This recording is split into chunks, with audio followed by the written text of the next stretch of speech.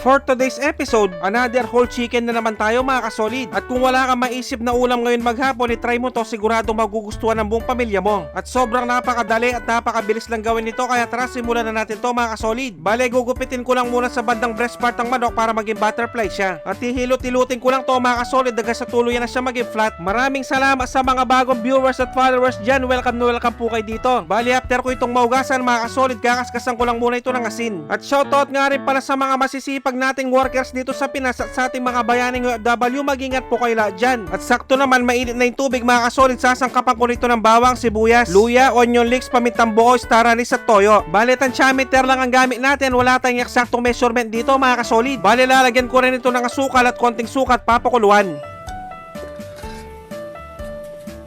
At fast forward tayo mga kasolid, pagkalipas ng kalahating oras, pwede na to, ilalagay ko ng manok at papakuluan ko lang to sa loob ng 30 minutes.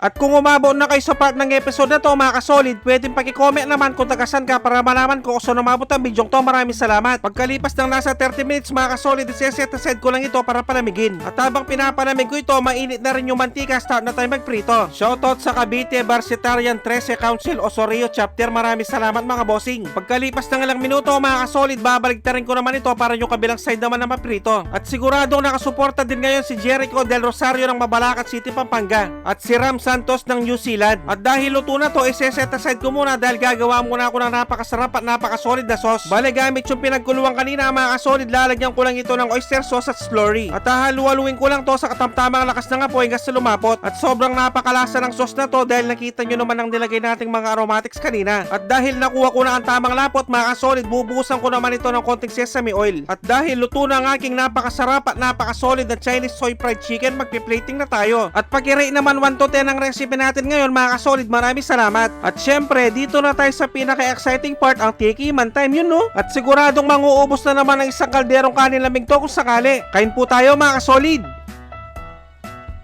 Sus Mariosep, kanya mana po.